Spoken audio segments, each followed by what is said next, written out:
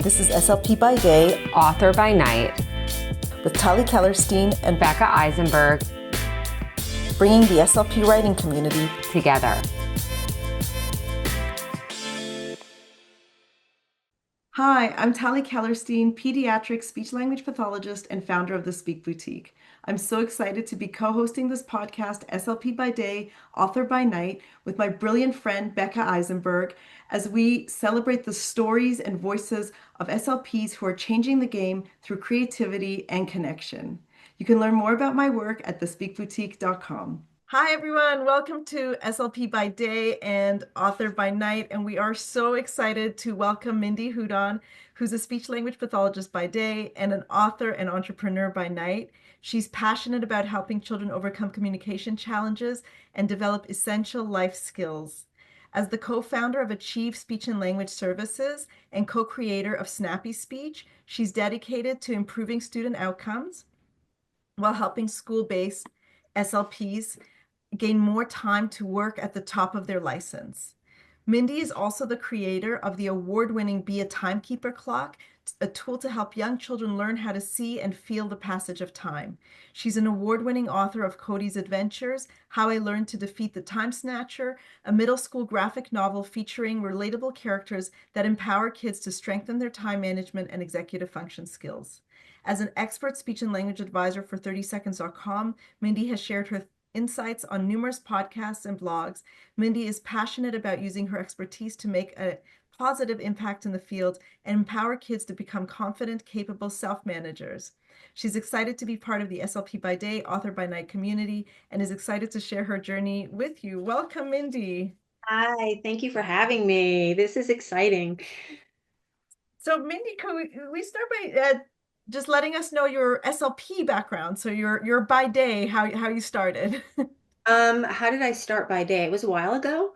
I actually started in a contracting company in a school system my first year, but I always wanted to work in the hospitals, which led me to the hospitals my second year. And I had been working in different medical facilities for many, many years. And then I got pregnant with twins, which led me to the public schools.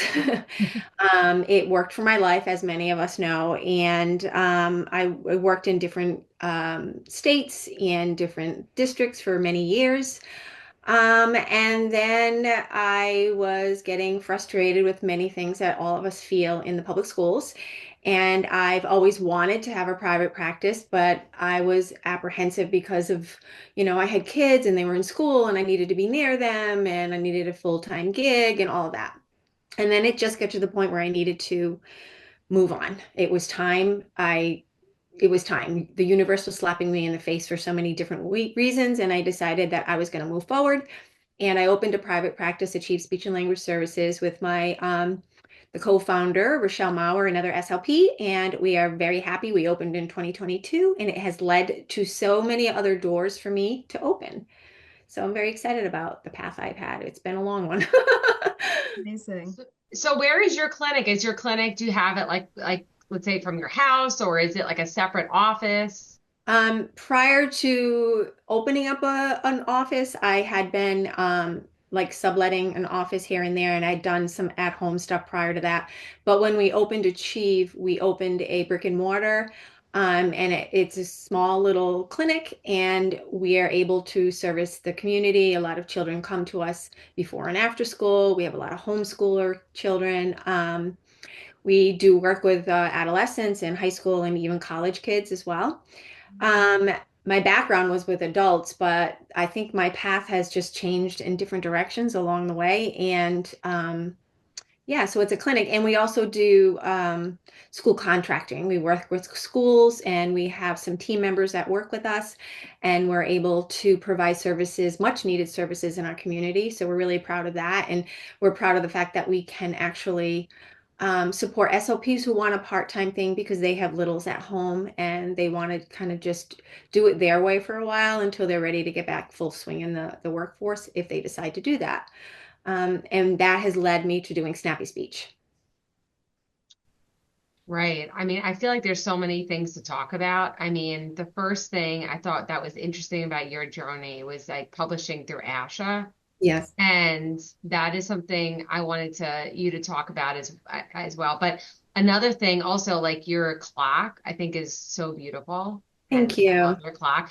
Thank And you. sort of your journey, it's like creating a toy because I also think that's something, that I've dabbled in before that's like a whole other process Hmm. than books, Right. right? So I don't know what you want to talk about first, but It kind of all it was a domino effect, to be honest with you.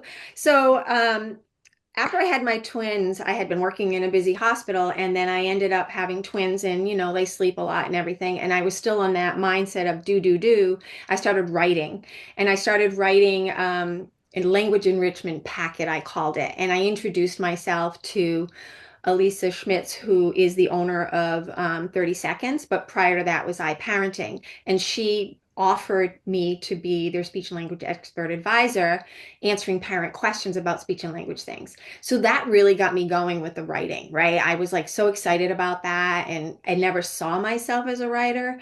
And then I started getting involved with 30 Seconds and iParenting, and it kind of opened up my world to writing. And as my kids started growing up, I started writing little books with them. We read a lot of books. It's that experience you have with your own children. You get these ideas of how you want a book to be. So I started that process. Um, then I started working a lot with executive functions. I was in the schools now, and I had taken some courses, and time management for kids was a huge, huge challenge. And so I created the clock out of necessity, right, for my own clinical practice. And I kind of built it on that. I was trying to do all these different things, and I would be talking to kids about, don't forget, be a timekeeper, be a timekeeper. And then I moved school districts, and our mascot was a bee. And I'm like, oh my gosh, be a timekeeper. And so that led me to think about a clock and critters and, that kind of thing. And I developed the clock first. So the clock was my first product. And then from the clock, again, out of necessity, I'm like, I need a story to go with the clock for the kids in the school so they understand what I'm trying to talk to them about being self-managers, being a time manager. So then I wrote a little picture book about time management. And it was all based on the idea of being more. I called it Watch Out for the Time Snatcher. And the time snatcher is something that, distracts you and takes away your time.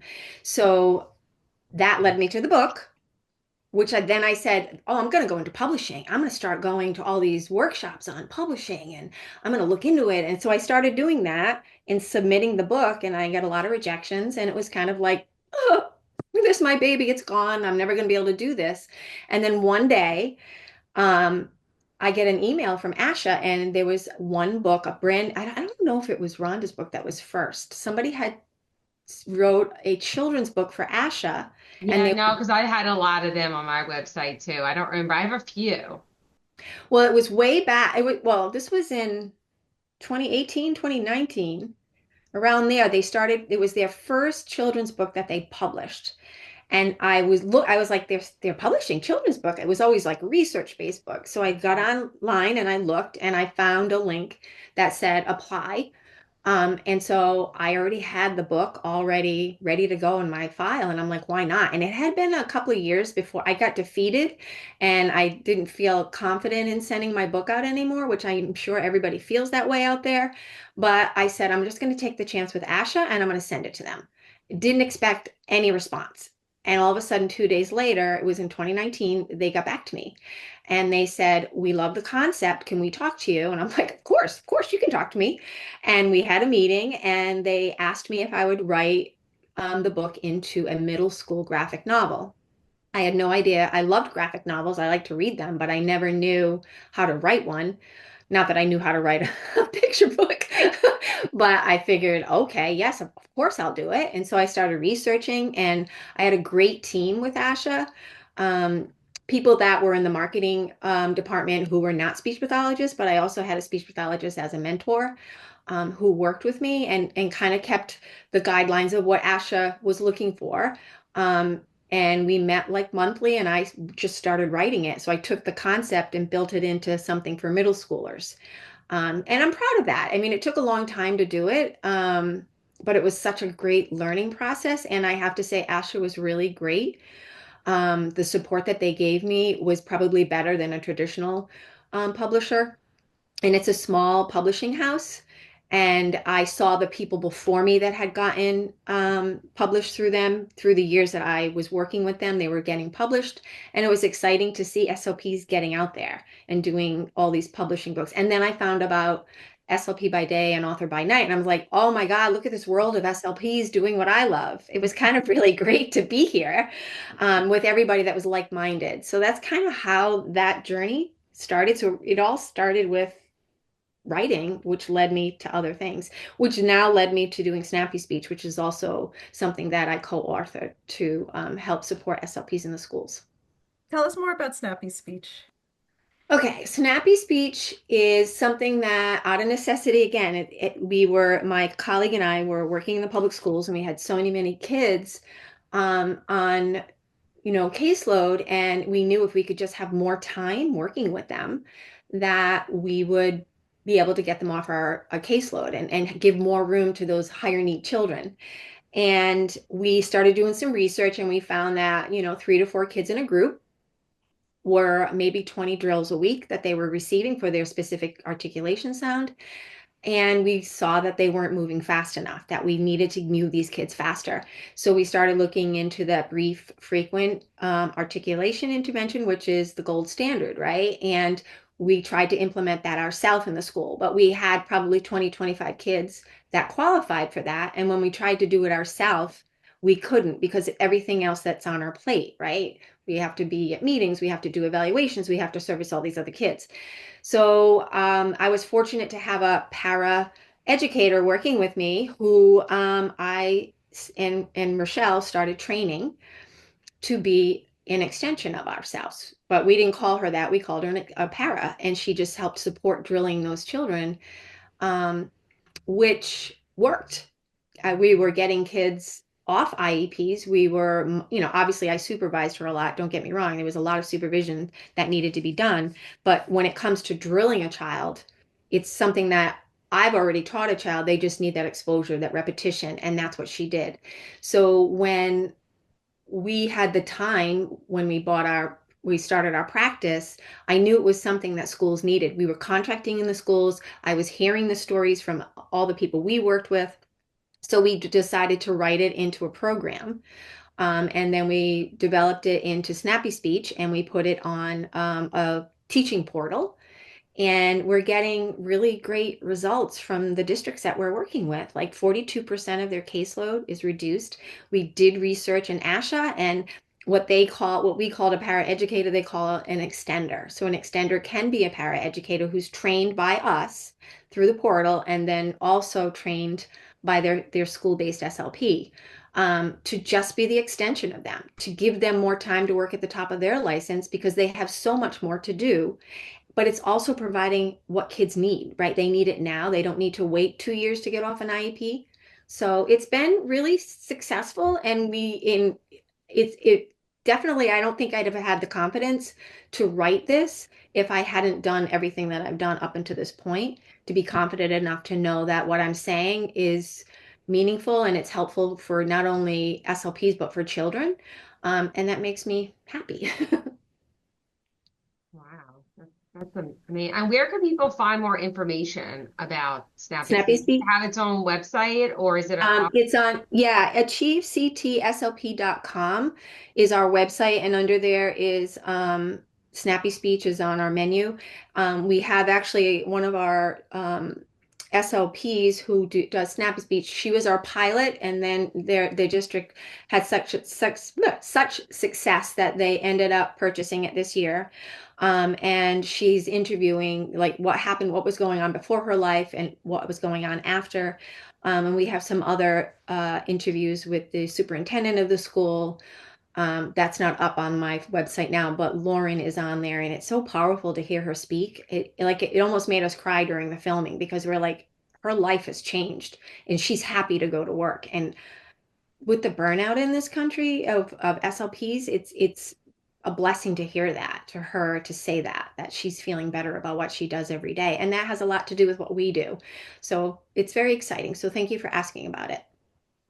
Well, and I think also speech pathology, and we want our kids to make progress. Yes. That's why we're doing it. We want things to keep moving along, right? Yeah. So just to go off to like just a little bit, it was something I was curious about, just to go back to your clock. Okay. How did you create? I mean, I know you had like the vision of it and you created it yourself, but like what was the process in actually like manufacturing the clock? And Okay. then also like having your inventory of it? Okay. So I'm kind of in a second part of that journey with the clock right now.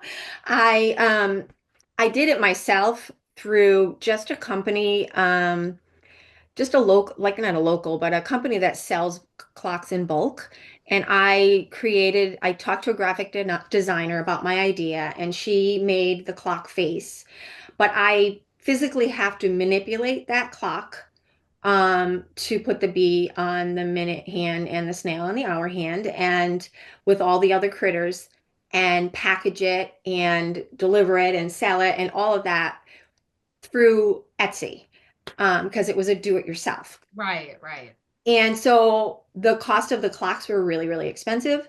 And I found through the years, I started the clock, maybe it was 2017. And through the years, the clocks have gotten more expensive, and the quality has been less. And when I'm selling a clock to someone, I want to make sure it's the best quality, because Yeah. little hands are going to be holding this clock. Parents are going to be moving it around so that they can do time management in the bathroom, getting ready for bed, or in the kitchen, getting ready to get out the door. So um, when I put it all together, it was great, but it was really minimal. So I always had the goal, and through 30 seconds, I met people in the toy industry, and I met a person. Her name is Katie, and she Lasur, and she is one of the owners of Creative Fold, which is a design toy game design. So she helps innovators take their idea and bring it and build it. And so I had met with her a long time ago, and I just didn't have the means to do it at that point. And I wanted to make it a more quality based clock. And I tried to contact different toy companies, and they like, we love it, but when you get it done, sure, we'll sell it on our website. But no one was ready to help me or purchase the licensing or whatever you want to call it. So I put it on the back burner, and I kept using what I normally was using and just selling them here and there, right? I did sell to schools. I have a lot of parents, grandparents, preschools, all of that, but very minimal. So then again, when I had my private practice and I had more time to think, I decided that I wanted to start to manufacture it. So I went back to Creative Fold, and they have been amazing to work with. If anybody's interested in doing a product like that, they do a lot of games, and they help you build and design. And it's been a very rewarding thing. Every other week, I meet with them virtually, and they have stepped me through the process. I've learned a lot about what the toy industry is about, what about, safety protocols for children. And I've been able to kind of really develop the picture that I sent you actually was my sample clock. That's not even my done clock, but it's beautiful. And this is not it. This is my old clock because I only have one sample in it. It's in my clinic. Um, it's beautiful. It cuts down on my time. I don't have to manipulate it. It's going to come in this beautifully packaged box, with a shipper, so I can literally do what you do, Tally, and just kind of ship it from your home Yeah. in an easy way. I actually asked, my birthday's coming up this week, and I asked my boys to get me that printer that you, Oh, nice. The label printer. yeah, the label printer, so that I Yeah. can have it in my home ready to go, and I don't have to hand write anything like I used Yeah. to. So I'm trying to, It's a good milestone. yeah, better Do time you, management. the way the reflection is, the clock that you have on your shelf, it's not visible. Could you bring it? I don't know if people, I just would want Yeah, people I to know, see because how there's like it's, a glare on it. yeah. My old one, yeah. Okay, so there's It's the bee and the it's snail. adorable. I love What it. was it?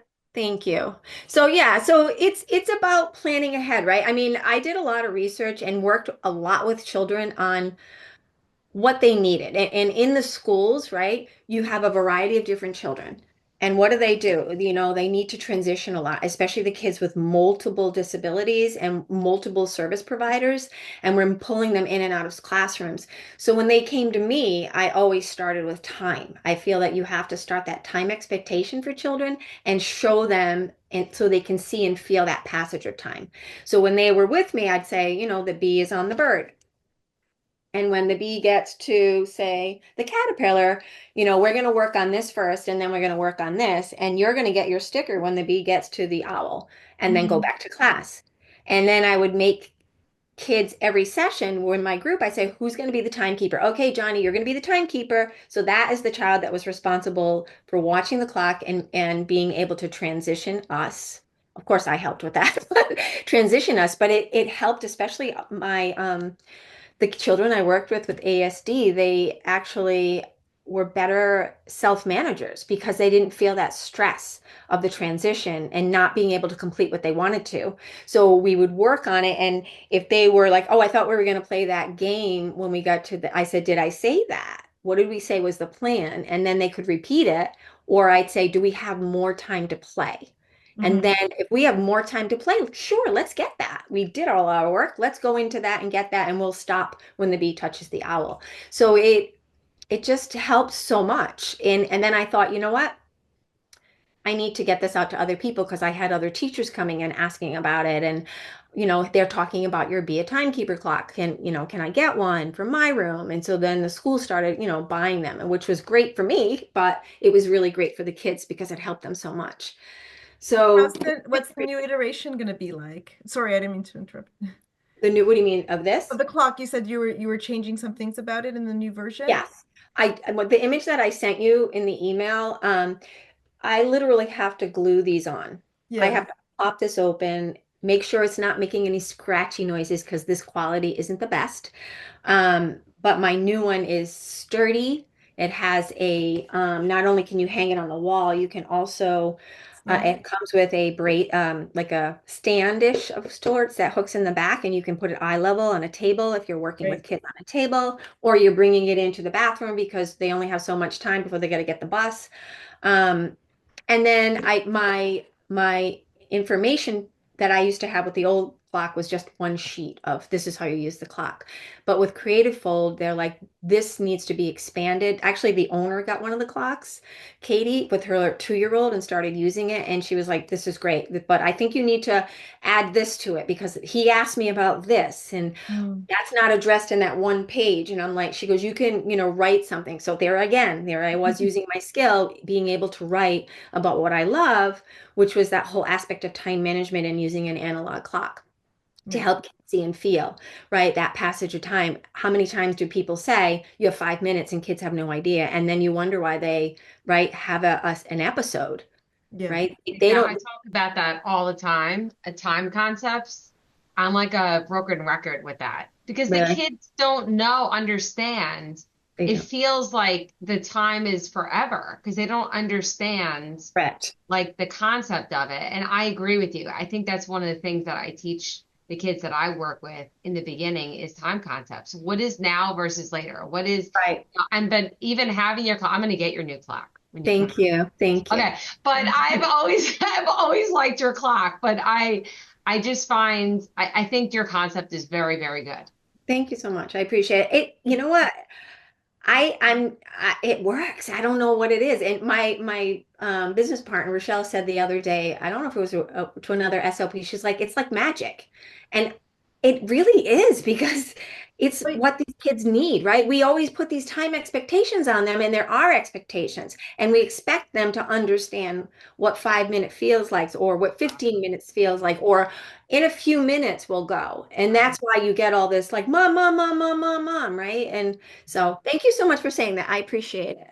yeah, you've taken something very abstract and you've made it concrete for Mhm. kids. I Thank think that's, and especially, they don't have like, not just concept of time, a lot of them don't have a concept of numeracy. So 5 versus 10 versus 15, it's not meaningful for them. And you've really made it concrete and Thank you. meaningful. I appreciate that. And kids don't, a lot of kids, even older teenagers, I have had students of my own that They do not know how to read an analog clock.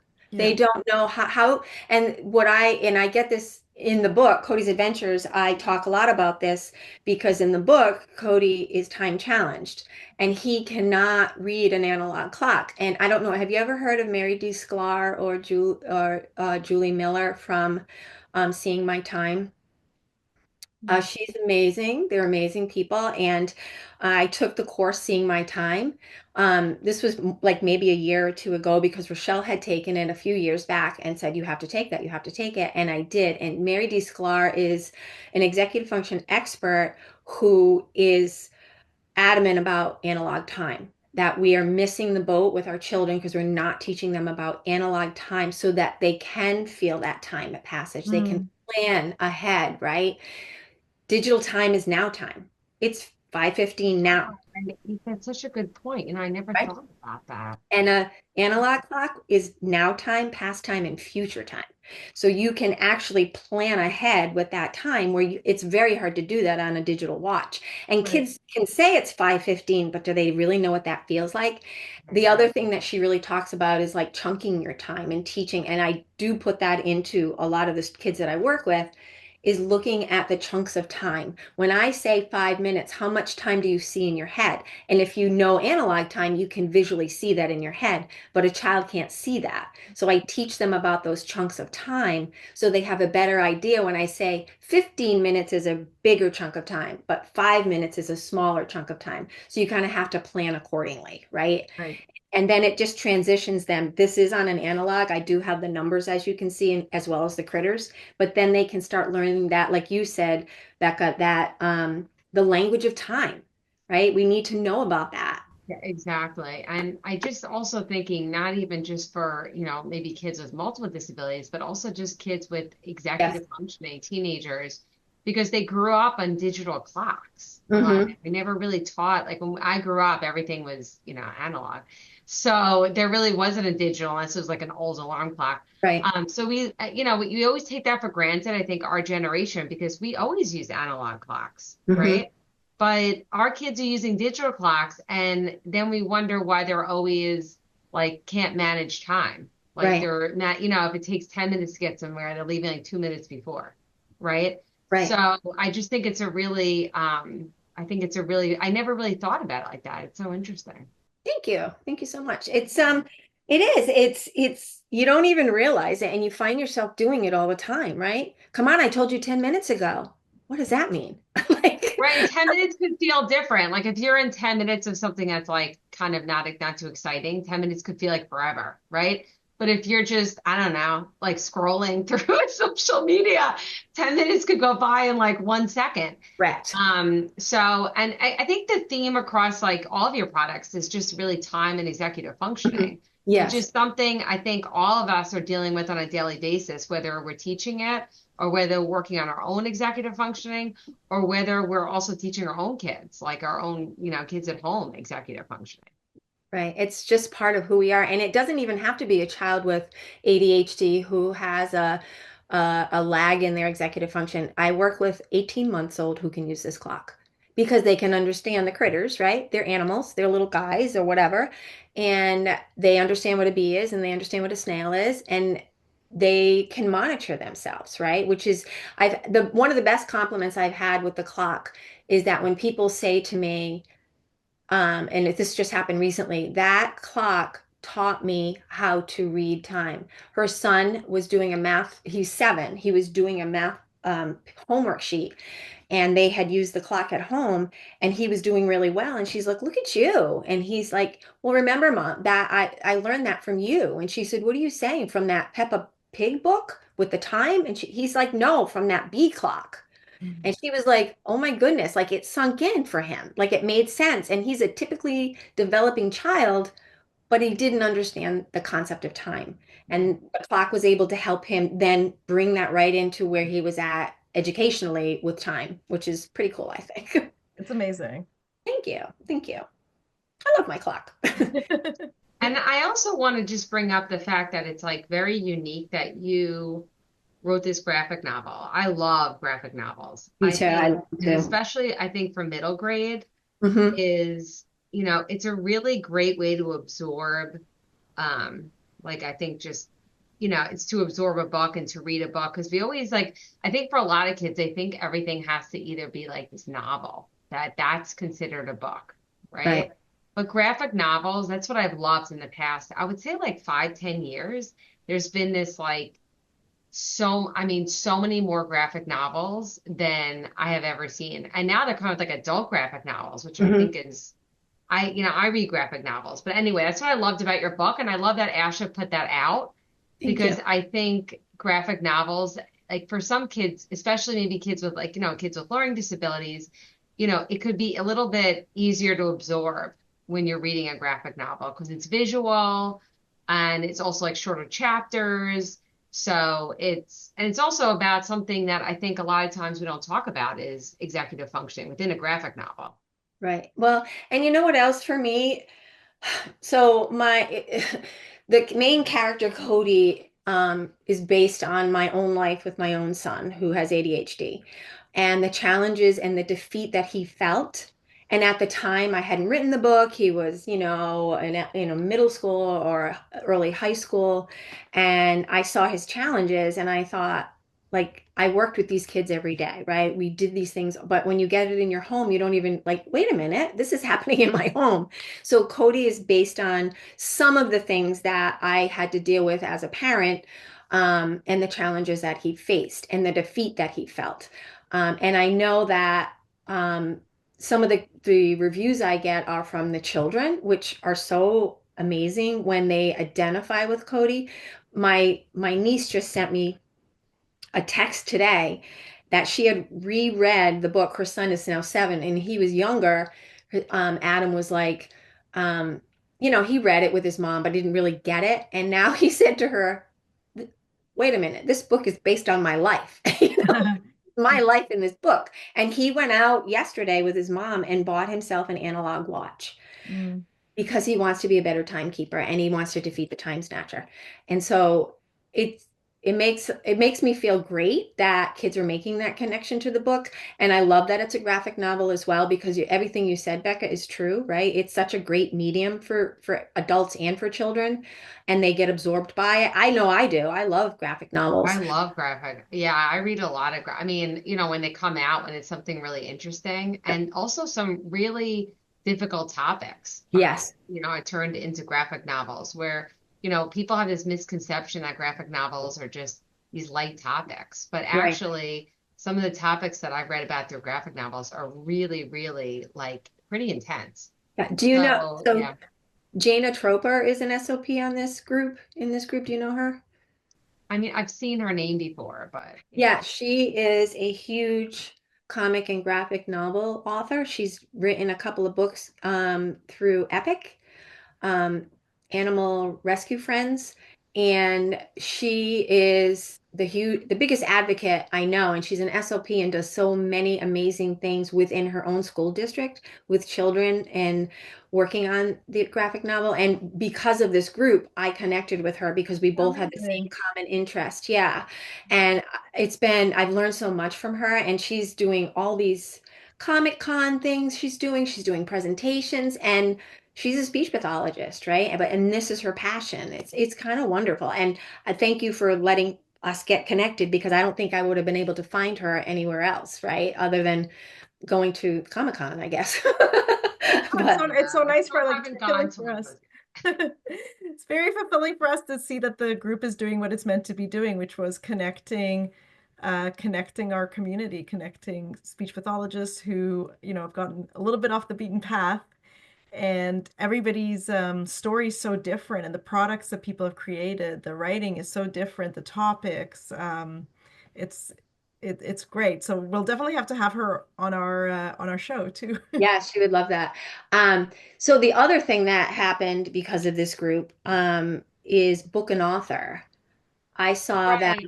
Uh-huh. Rhonda was on Book and Author, and I started following them, and all of a sudden there was a post that asked for people if they wanted educators in general, if you wanted to be part of this curator book group.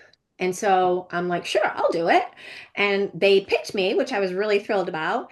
And that gave me the opportunity to kind of share all the books that we as SLPs, I was really about, have you read this book? How about this book? And so it was a team of, we had, oh my gosh, I can't remember how many authors, but we had three authors per so many months. We had to choose books.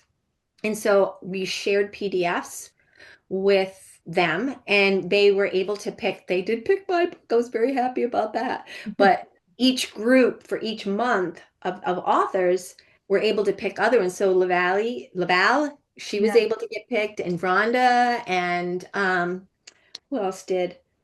It was three or four books that were chosen that I don't know if the whole group knew, but I knew because I had put them out there and I was like, you should read this one, you should read this one, you should read this Oh, one. amazing. They did. So there's like three or four of our authors that are part of this group that were participated this and they didn't even know it. It was just all of these educators choosing the books after reading them that these would be a good fit. And so now these books are on a library catalog going out to all of these schools across the country. And Incredible. there's like the presence of an SLP in there. And I love that so much. And you've also created your own or like book supports with the SLP Book Nook. Yeah. Well, you know what happened is that people had offered that to me, to have me or their everybody's books on their website. So I've been having that opportunity to do that, and it was like a gift for me to be on somebody else who was maybe more well known, more out there, and do book. We did like book giveaways with this group, and people just kind of been wonderful, donating their time, donating their work. And so I thought I would like to do that. And not that I have a huge following or anything at mindyhudon.com, but I do have the SLP Book Nook with all of the SLPs who submitted. And it's great because you can learn little bit about their book, what SLP focus it's about. Um, and it's been great. And I try really hard to make sure that I try to buy the books that I see on the SLP by Day, Author by Night Facebook group because I feel that I want to support them and see if they, want to be on the website and be on part of the Nook. Yeah, and I think that's an important part because like we could all like just help support each other because, publishing a book is not easy and marketing is not easy. No. And so I think it's nice to have a group that we could, all support each other and we all come from, and, speech and language therapy, I think, people who are maybe outside of that don't understand, how broad that is. But everyone, I feel like there's just so many different directions that you go in. And as a result of that experience, have created some great products to help those kids. Right. And just some of the authors out there are doing things like you, Tali, making games, right? And cards and beyond just a picture book, you're doing all these creative things that help support me as a therapist, right? And parents are looking for these kinds of things, right? I mean, a tool to help them at home that is actually developed by somebody who is a professional in this area, and these are the tools that they should be looking for. So that's how I felt about the SLP Book Nook that I wanted, and I actually wrote an article about being the best, not the best, but it's great to have an SLP as an author if you're looking for language based or speech involved things that you want to learn about because that's what we do, right? And who better to write those books than us? So I actually wrote an article on 30 seconds, linking to the SLP Book Nook, just so that other people, parents, can be aware of. You don't have to get a traditionally published book Mhm. from Barnes and Noble. You can find these great professionals online and purchase their books that will meet the needs of all children, right? Yeah, we look at things through such a unique lens coming through our Absolutely. field. It's communication is something that, you know, so many people just take it for granted. And then for us, because we see the breakdown of it, we really have such a unique lens across the scope of the field. And so you get this huge assortment of products, but with a very specific value, like added Right. value. So Anyway, so how can people, so just tell us a little bit more about your handles and your website and Um, where people could buy your products or anything, because we're not sure like exactly when this is going to be posted. So it could be, it's being recorded now. We could post it in maybe a couple months from now. So just to maybe talk about a little bit where it's available now and like when you're thinking it's going to be available in the future. okay. So Be a Timekeeper um, does not have a website right now, but mindyhudon.com does. And my clock and my book are on there. ASHA, if you're an ASHA member, you can get a slight discount on the book. But depending on shipping, I don't know how that goes, but it's also available on Amazon. And right now I have the clock on mindyhudon.com, but otherwise, I would say reach out to me at Be a Timekeeper at Gmail. And if you have any questions about the clock, and I will tell you when it's available. It is kind of this very close to being in production, but there's a little obstacles that I have no control over right now in the world that I don't know when that is going to be available at this very moment. But if you contact me at that email, I can, answer any of your questions. And then, of course, achievectslp.com, I could be found there as well. and And Snappy Speech, they would go to Achieve. yeah, go to achievectslp.com and there's a lot of information and we offer like a 15-minute, question answer Zoom call if anybody's interested just to learn a little bit more how it would impact, work with your district. And we talk a lot with special education directors who, you know, depending on your school, they want to help. They want kids to get serviced and they don't want to lose you out there. They don't. I mean, our burnout is what it is, but I don't know if they have any method to help with that. But I think that we're trying to get the word out about Snappy Speech to help the schools, the children, and especially the SLPs to help them with staying in the field that they love and they've trained so hard for.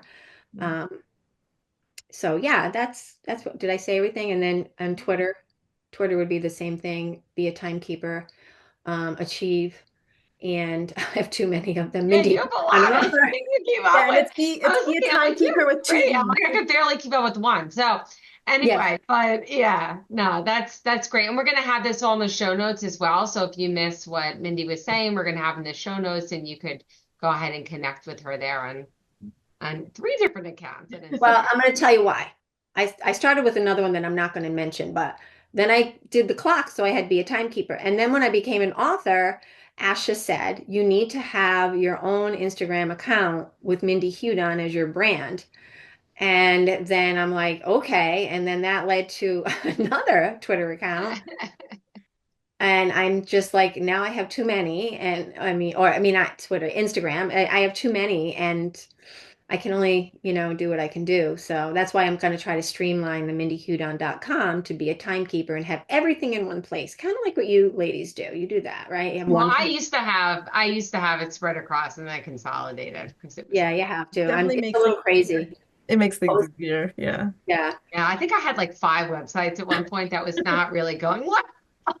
What is yours now, Becca? Well, mine's Life lifeskillstollearn.com. skills to So learn. not everything is under there because there was a point where I think I definitely had way too many. There was no way to keep up with it. So anyway, but we're so happy to have you on today and excited about all your like three different ventures. I mean, you have the business, you have Snappy Speech, you have your graphic novel, and you have your beekeeper. So we're like the clock. So thank you so much for talking about it. Thank you so much. I just want to send this message out about Asha. So I was their first graphic novelist and their last children's book writer. When I had my other idea for the next series of Cody's Adventures, because I have the book in my head, they said that they're not going in that direction with children's books right now. However, if you do have something related to any kind of research in the field, they'd be interested in hearing it. So I just wanted to put that message out there that it's exciting to go through your, Asha. It was great, but I kind of again got defeated when they said no more children's books. So I was like, Well, there's plenty other avenues out there. So yes, there you yes, go. yes. But like you said, I got to do one thing right now. It's the clock, and then I'm taking that book idea and going that route again. I'm going to talk to you ladies about everything that everybody else does. So I can't wait to hear everybody else's podcast. Amazing. Well, thank you so much. Thank Thank you you. so much, Mindy. Great. Great to see you. You too. So, such a great conversation with Mindy Hudon. Loved among the various projects she's doing, but the Be a Timekeeper really stood out. Yeah, and that's the other thing is, creating toys is a whole other route because I've done toys before and it's very different than doing books. Yeah. It could be a lot more expensive. It could be a lot more complex, especially because, for like young children, for babies, there's a lot of different things involved in it. But I thought her product was so cool in the way that she taught kids how to learn time. Yeah. And that connected with her book, which she wrote a graphic novel, which is sold by Asha Press. And it's a graphic novel about time, but more of a middle grade book about time. So and also I love the fact that she wrote a graphic novel because I just love graphic novels, especially for that age group. And then also the fact that, time is is something that I think all kids could relate to and work on because it's part of executive functioning. So I think that was another really cool story and something a little bit different that she did, and that she went through Asher Press because I think that's not a, it is a, like the fact that she went through there was, I think, a little bit different than, going like some other paths. Right. And we've got a couple of interviews where people are talking about self-publishing, and then this would be under the category more traditional publishing. Mhm. And so you can get the kind of contrast of what those experiences are like. And she also had a really cool project with Snappy Speech, where Exactly. so Hmm. so that was like I'll let her do the description in the actual interview, but it was it also another incredible story of how something evolved and how something was created out of necessity and then ended up being such a great resource for the community. And then just one more thing to add about Mindy was her SLP book nook, where she also shares everybody else's books in the group for other speech pathologists. So I think that's the other thing about our community that's really unique in that we're there to like to connect with each other and support each Yeah. other. And that's really what this podcast is about. It's Yeah, about celebrating each other and helping each other. Because as a community, we all have something in common. We're all speech pathologists. And we all love writing. We're in the writing community. So I just think it's great. That's the other thing. Like I have it on my website. I have speech pathologists, and with the authors, I have a separate section. So on your website, that may be another great way to kind of help support other speech pathologists in the writing community is having a separate section of, speech pathologists who are writing all different types of books. definitely, definitely. I love in general like that like the evolution of this has started like you and I met because you had started the Facebook group to build a Yeah, community. and then I And said, forget it, I'll just join yours. almost at the same time I started one. I think Yeah. I read about you in Asha, like I think I'd read in Asha, there was an article in Yeah, I wrote a book. I mean, I wrote a story, like an article about authors who are speech pathologists. So and so that's how we connected and combined our groups and exactly, yeah, because I didn't want to do it myself, and then that's how Tali and I met, and we just became instant friends. And how many years ago was that? it was I can't even remember if my kids were born yet. Like no, it Oh, would have been I think 7 years. wow, It's before COVID. wow, it's Um, like our anniversary. it's our anniversary. And I love then like we have the Facebook community, which is great. Like if people can share, they've been sharing their products, they've been sharing their experiences, people share their resources. But the great thing about a podcast is you really hear that ours is also a video that you can actually see and hear the people, and you really hear their voice, literally their voices. Hmm. Um, and it starts to I don't know, make that community, like flesh out that community even more. And it has been a very supportive community. I bumped into Lavelle. I was at the Apraxia conference and she had a booth, and it was just like connecting with somebody who you've known forever, even though we just had connected through the Facebook group. Exactly. Well, that's there's pros and cons to social media. I think that this is a huge pro, Yeah. the sense of community. And I wouldn't have met you without social media. So we wouldn't have started this whole thing without it. So I think the sense of community you get on there is really nice. And to also find other people who are, really come from the same, career path, and have the same interests I love how you could just find that so easily. I also think Our group. it's it's so important to build a community of generosity. Hmm. When I talk about having a different experience with each of these products, one of the main ones that stands out for me was how different it was to do the book versus the game. And when I wrote my book and had asked different authors for, and not speech pathology authors, because at that point, this Facebook group, I don't think I knew about yours yet. Ours didn't exist. And when I would ask authors questions, I would just get slammed doors. People were very protective over, they were worried that their ideas would get stolen, or that there was just a lot of closed doors. I had, asked somebody, there was a publishing company I was going to give a book to or a manuscript to, and I'd asked somebody if they could share the name of the editor because they'd been published there, and they said, "Oh, if you don't know the name of the editor, you're not ready to publish." Like, it just slammed door after slam door. And the board game community was completely different. The board game community, tons of people were very, very generous with their knowledge, their time, their information. I felt very, very supported. And I was really wanted our community to feel that way, to feel supported. And we do. We often get that, knock on wood, we get really great feedback within this Facebook group. People are very supportive of each other, and very generous with their experience and knowledge. And we see that in the podcast, the how these authors are sharing their journeys and their experiences making these really incredible creative. We haven't seen two that are really alike. Exactly, Yeah. exactly. And that's the thing, is that, there's no two stories that are exactly the same. Yeah. Like whether it's books or stories, and, just thinking about, I had the same experience just with, all the different books. I think I've done a lot of different books and done it in so many different ways. And I think at the end I realized, what I prefer the best. But I've learned so much doing it. I think you also just have to love it Yeah. in order to really stick with it. So if something you're really passionate about, it is something that you could stick with and you could really have fun doing, and it's a great community. So Yeah, absolutely.